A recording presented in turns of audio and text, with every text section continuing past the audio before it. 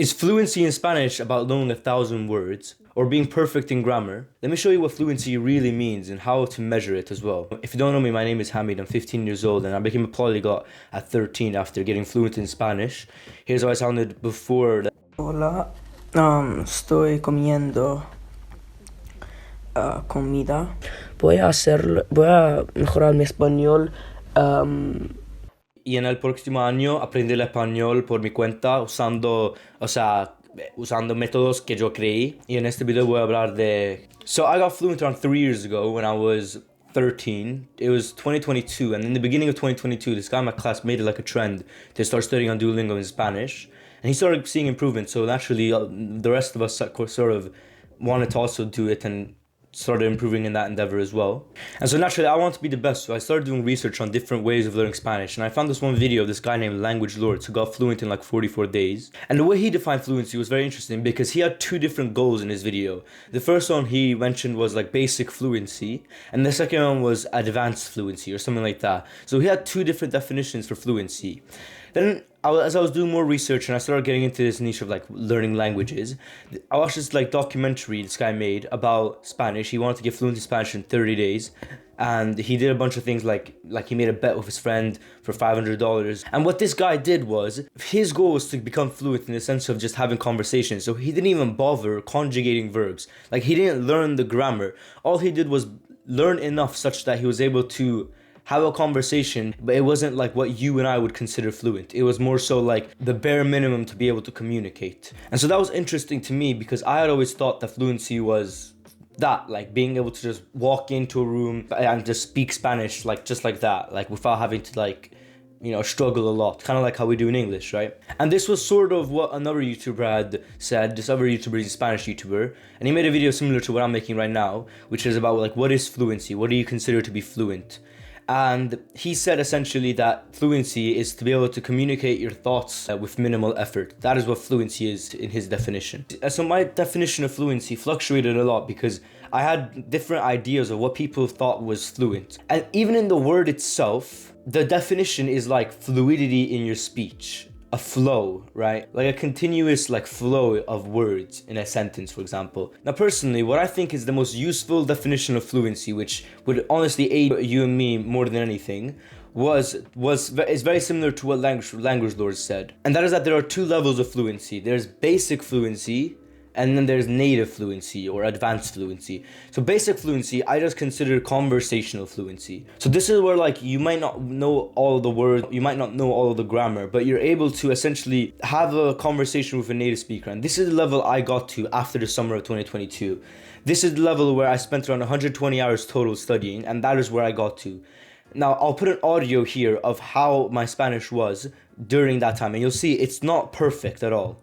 Y ahora puedo hablar de más o menos muchas cosas, pero hay un límite.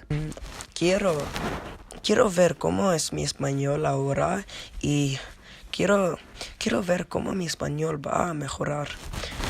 Y ahora hablo así y como quiero mejorar mi español. Quiero sonar como nativo. Quiero que pueda hablar muy rápido y quiero que entienda más. So as you can hear, my Spanish wasn't perfect, but what you did probably notice was that I was still able to get the meaning of what I'm trying to say. A lot of times, like in that audio, I was just trying to say like what my goals were in Spanish and how I'm going to improve my Spanish in the future. The thing is, I was able to effectively communicate what I wanted, and I was able to have like an hour-long conversation with natives, but still not like super good Spanish either. Because basic fluency is where like you can speak quite a bit, but you don't understand Spanish as much. Even in the video I said I don't understand a lot of what natives say. And the reason is because understanding natives is like is a longer process than just speaking. But if we're going off just fluency, right, what regular people define as fluency is just conversational, right? Like you could live in a Spanish household and then you'd be able to effectively communicate what you want to say. right? Or you can make a new friend in the language and only in that language. That is what basic fluency is.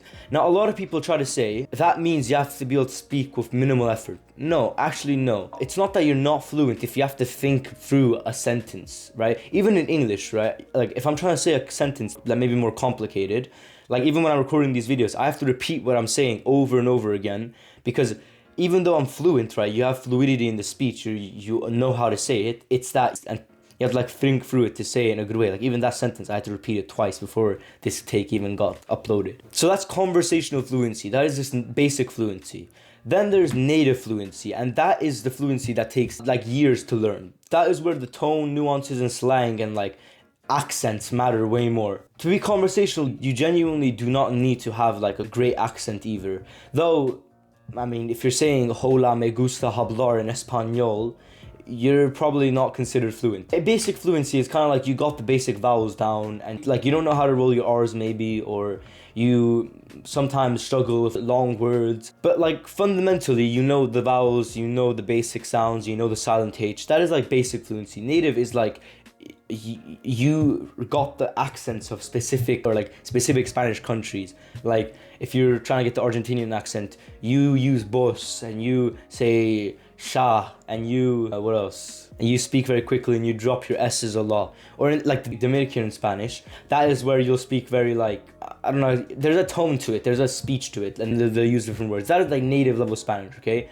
That is Spanish that like takes years to learn. A lot of people try to say that that's what fluency is. It is just not. I don't know what to tell you. It is that is just not what fluency is. A lot of people take these tests of reading Spanish, right? Like, you know, this CEFR system, like this A1, A2, A3, and then C2, C1, like these different systems of how to find your Spanish level. Honestly, a lot of people try to use that as their benchmark, and it's honestly useless because when we say fluent in Spanish, we are talking about the ability to have conversations, right? You're not fluent in Spanish if you can read a text, right? Even though technically they're very correlated, and if you can read in Spanish, you probably can speak Spanish, right? When we say fluency, we're talking about conversation. We're talking about, I walk into a store, these people don't know how to speak English. All right, I speak Spanish. Or like, I have a Spanish neighbor, for example, and one day I asked him like, oh, where are you from? And they're like, Spain. I was like, oh, really? And then I struck up a conversation and we were just talking for like 20 minutes after that. Do you know what I mean? Like that. Like having the ability to just start speaking. Even like my other neighbor heard us talking and was like, I'm so jealous that you guys can speak like that.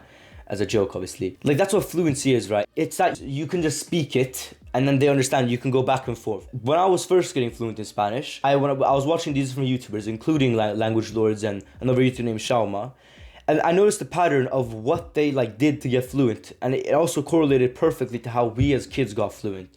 Now, I'm a polyglot, which means I speak 4 languages fluently, or 5 if you consider Turkish, but I'm not that good at that. So I speak Azeri, Swedish, English, and Spanish fluently. And the way that I got fluent in those first 3 languages was literally just like growing up. Because I live in Sweden, so I had to learn Swedish because of school. But I grew up watching like English shows and like American TV and stuff. So I also developed an accent like that. I also speak with my siblings in English. And my whole family is Azeri, which means we all speak Azeri with each other, like in terms of like with our parents. And then finally I learned Spanish. And the pattern I saw between the people that got fluent very quickly, like in 20 days or 44 days, was that the only 2 aspects of the language they exercise was speaking and understanding. And it made so much sense because what even is a conversation? A fluent conversation is I speak, you understand, you speak, I understand. So this is kind of like the equation to be fluent, the fluency equation I call it. And it's just speaking times understanding. That is the fluency equation. That is how fluency fundamentally works. And so when we talk about fluency, all we're talking about your ability to be able to speak and understand the language. And how well you're able to speak and understand the language, the better. Now back to the original topic, right? The actual word fluent, to be fluent in a language, is related to the word fluidity, right? In Spanish, actually, to be fluent, to speak Spanish fluently, is to speak con fluidez, with fluidity. And so that is one good way to define Spanish, okay? Is that there is a flow in the speech. You're not always, every single second, pausing to try to say something. Now, obviously, if you do a few times, like I did in the audio, it's fine. But just your ability to be able to have conversations is what fluency is. And the best way to measure that is literally to go up to a native and start speaking Spanish. There's no other better way to test your Spanish than that. Go up to your Spanish neighbor or go on Hello Talk to talk to a random native Spaniard and just speak Spanish with them and see how long that conversation goes on for before that conversation's over because you didn't understand what they said or something. Now, that is literally what I did at the end of the summer of 2022. I studied for about a total of 120 hours, which is very little to get fluent. And by the end of that summer, I went on a call on Hello Talk and I was able to have a conversation for 1 hour, like a whole hour of just speaking back and forth, of speaking, understanding, and then switching. Now, when it comes to native fluency, that is where you're indistinguishable from a native. That is where like you'll speak Spanish and your accent will be like, it will be really good. You'll speak very quickly, and when you speak to a native, they'll understand you. I had a language exchange last year, or technically whenever you're watching this. Yeah, last year I had a language exchange where people my age from Spain came to Sweden, and I would speak Spanish with them. And on one hand, for some people, I was able to have like fluent conversations, no problem. We were just speaking Spanish. For example, when we were on the train, I was speaking Spanish with like my language partner, and I was able to like speak very quickly as well, since it wasn't that hard to understand. And he probably also slowed down his speech to make me be able to understand. But there's one other guy or two other guys who spoke extremely quickly, and I barely understood what they said. I tried telling him like, bro, calm down, you're speaking way too quick. But like, I was still able to communicate, but it was like, he was speaking extremely quickly. So I'm not at a native fluency level. I'm not like at the point where I can be considered fluent at a native level, though that is my goal right now. I'm focusing on getting there, and I'm using different methods to get there as well. And the reason why I'm still not there, and I've been studying Spanish for no more than 200 hours after the summer of 2022, so by that point I'd studied 120 hours. I honestly stopped studying Spanish. I maybe did a 30-minute conversation once a week, and I've been doing that for the past 2 years. So I barely study Spanish a lot. And I recently, during the summer, I started studying a little to get to native fluency. And now I'm also, because it's the break, I'm able to study and actually improve my Spanish more. I'm actually going to throw up a picture here. I'm going to put it right there. There's a difference between conversational fluency and native fluency. Okay. Conversational fluency it takes way less time and effort than it takes to get to native fluency. So when it comes to being fluent in Spanish, I just define it as conversational. I'll give you an example. Quite recently in Sweden, I'm in 9th grade right now, and we're looking for different high schools.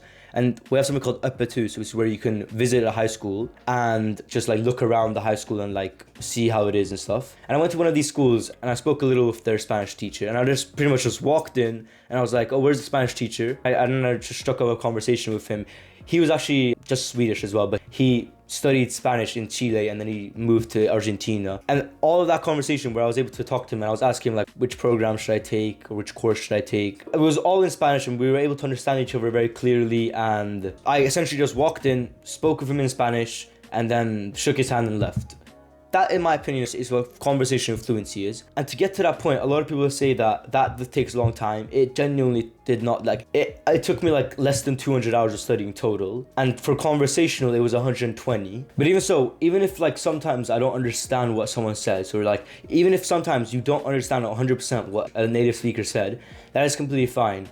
Actually, I took a test recently. I was making a YouTube video about like this CEFR system of like, are you A1, are you A2, are you C1 or whatever? And I did like a short version of that test. And I got B2, which is considered fluent. And I searched up how long it usually takes to get there from A1. And it was like 540 hours to like 620 hours. AKA, it takes essentially 600 hours for someone to get to that point. And I got to that point in less than 200 hours. And by the way, 200 hours is being extremely conservative. I spent maybe like maximum 30 hours on grammar. And I spent, during the summer of 2022, I did around an hour a day of Spanish, which as well is an over-exaggeration because I missed like half of them. But let's just assume I did, right? And that would be 90. So 90 plus 30 is 120. So that's an over-exaggeration completely about how much I studied, but I don't want to lie. So I'm just going to say that's how much it was. And after summer, I just spoke Spanish as much as I could. I barely actually practiced my Spanish. And I'll just count it as like less than 200. There's no way I did more than 80 hours in that time. And so I got to that same point 3 times faster. And so if you are thinking that like fluency means native fluency, you're gonna cook yourself, because fluency is just communication, basic communication. Like stuff that you don't memorize, but stuff that you can effectively communicate in. That is what I consider to be fluent in Spanish. If you want to learn Spanish the way I did and achieve similar results, you can check the description for coaching. And I hope this video helps you, bro. And stay on.